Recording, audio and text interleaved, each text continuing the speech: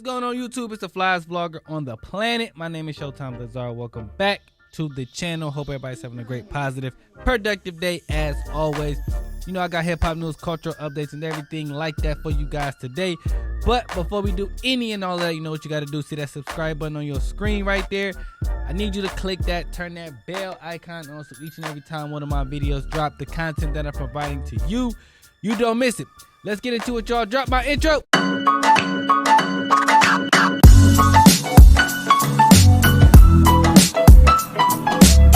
YouTube, what up, though? Alright, y'all, so let's talk about something that hit everybody's timeline that I wasn't expect to hit everybody's timeline, but it did. So yesterday, two popular political pundits, Tucker Carlson and Don Lemon, one was fired and then one decided to resign. Same day. It's weird, right? So here's what I want to say about that. First of all, Don Lemon being fired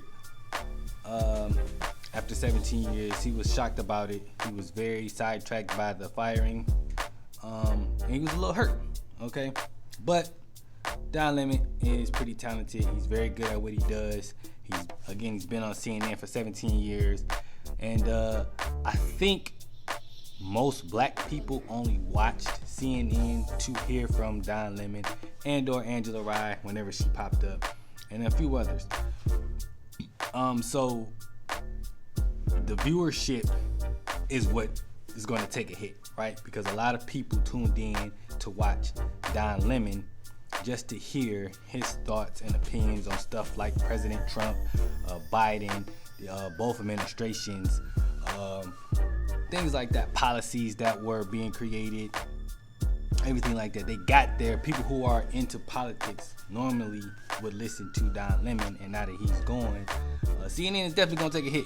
All right, so, but you know how this business goes. I think whatever Don Lemon does next, I think he should definitely do, if he hasn't already, do some type of podcast or YouTube channel. He's gonna find his way back on the TV somehow, some kind of way. Because again, he was a person that I feel like people only tuned in because he was like the lone black person or one of the very few black people on that channel, and oftentimes some of the most objective. Now he did kind of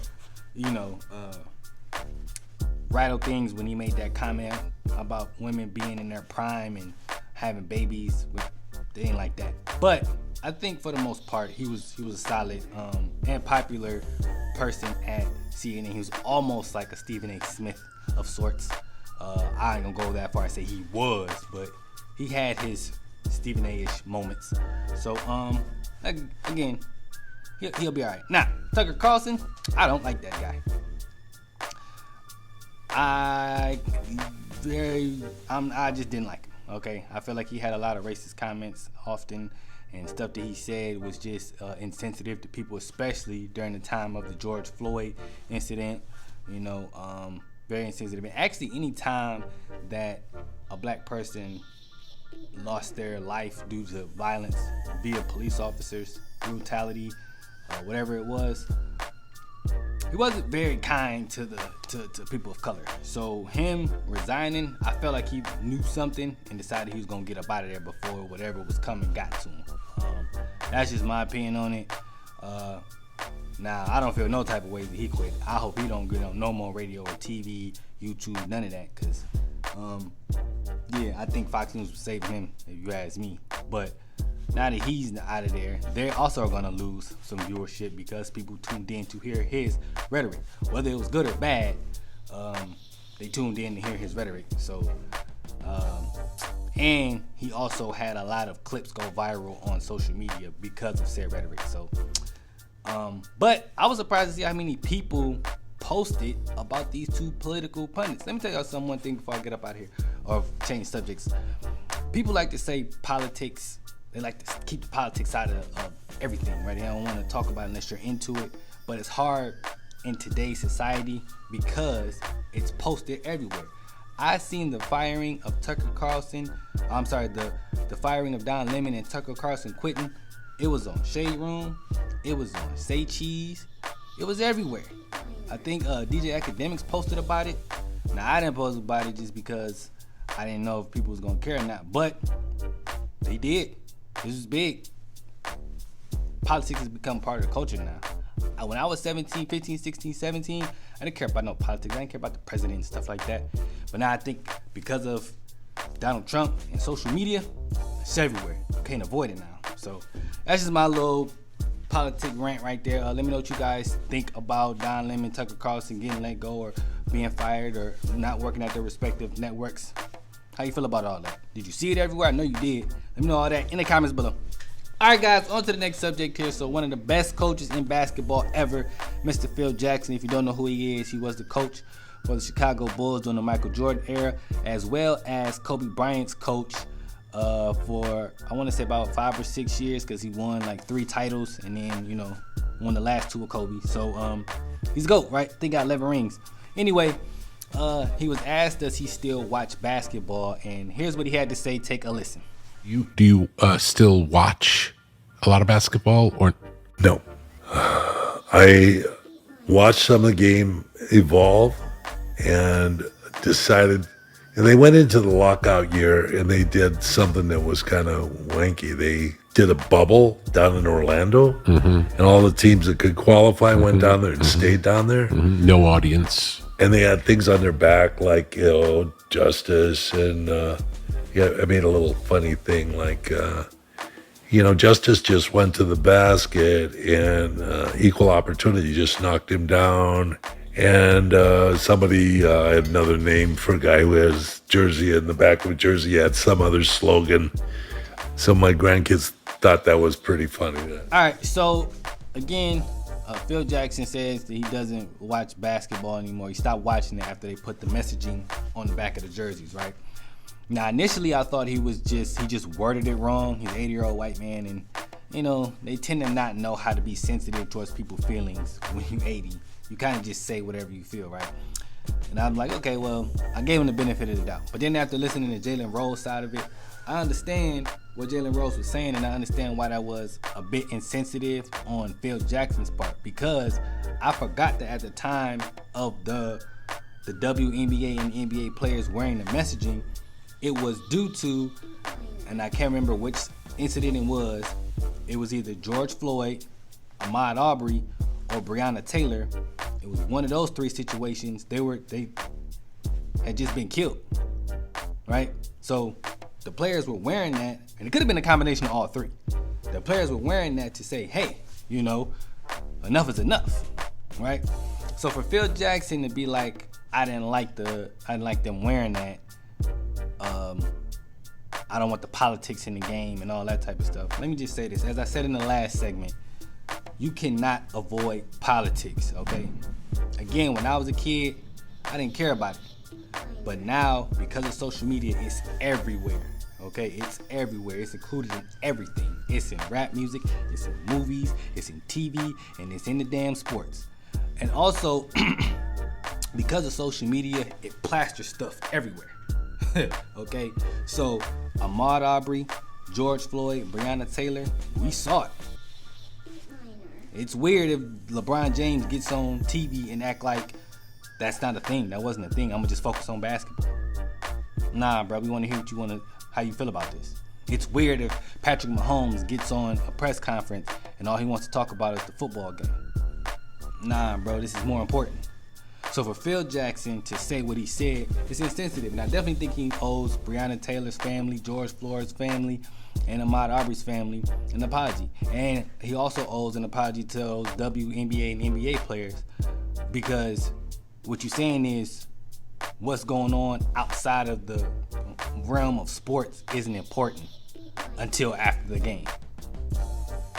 It's more important things in life than sports, bro. And I definitely, and he knows that. I just think like he has an old mentality of, when I'm watching basketball, that's all I want to watch. Well, I understand that, but that's just not how it goes. You know what I'm saying? It's just not the world we live in anymore. And you can't ignore these things. It's just not how life is, bro. And unfortunately, you made a poor decision. You one of the NBA greats. And on top of that, I'm gonna say this. Charlamagne had a great point too. You coached a man by the name of Ron Artest, who then changed his name to Meta World Peace. having a guy with world peace on the back of his jersey is just the same thing as having Black Lives Matter on the back of a jersey. What's the difference? You see what I'm saying?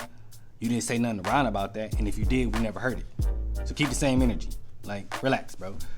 But I definitely think he owes them people an apology, and I definitely think that it was very insensitive for him to say, and the comments and jokes that he was making, I get it, but it wasn't funny because of, at the time, people's lives were lost. You see what I'm saying?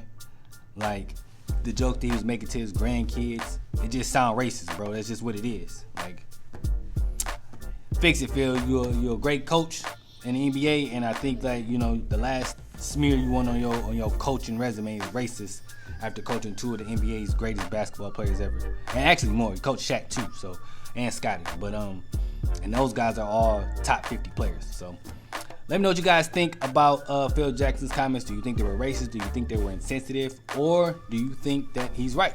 Let me know what you guys think in the comments below. YouTube, it is time for a plot twist.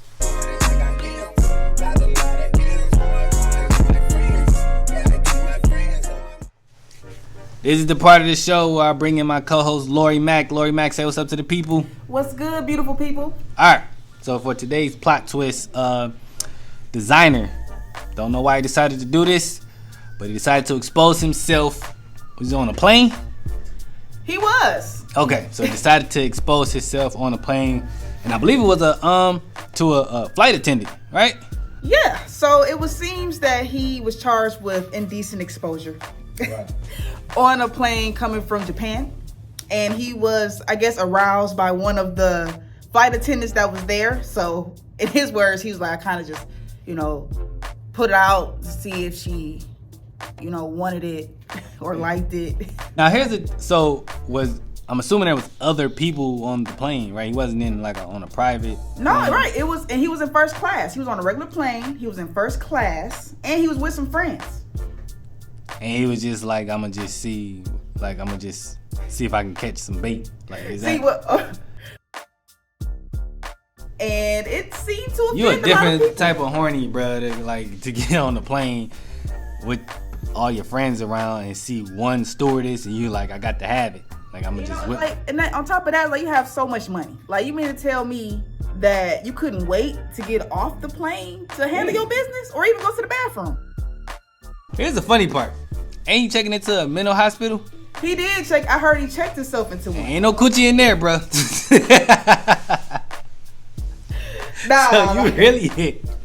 You really ain't finna get none. Oh, man. What made it worse was that when they swapped his seat, because he was in first class. They swapped his seat to the back of the plane, and they said that a jar of Vaseline fell out. Yo. Wow. It just dropped out. Yeah, he had the Vaseline. Didn't even think about the lotion. He was like straight Vaseline. Yeah, he a good one. I don't know how I would have felt if I would have seen that in that moment.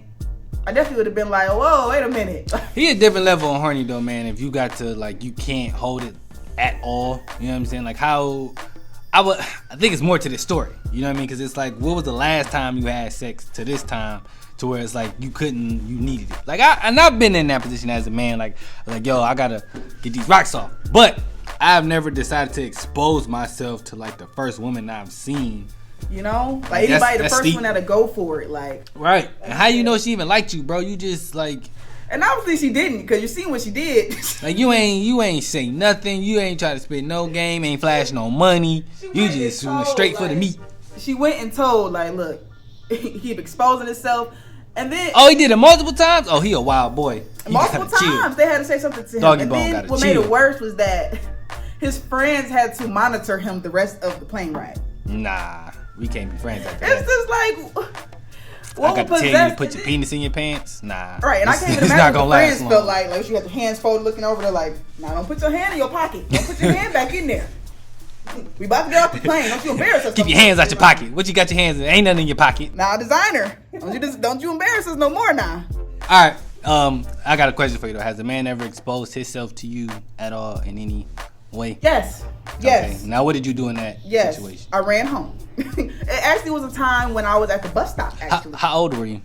I was about 14 years old. Was that your first time seeing a penis? No, it wasn't my first time, but it was my first time somebody just exposing it to me not wanting it. And it was an old guy on top of that. It was. This usually is. Yeah, he stayed in an apartment complex right across from the bus stop that I was standing at.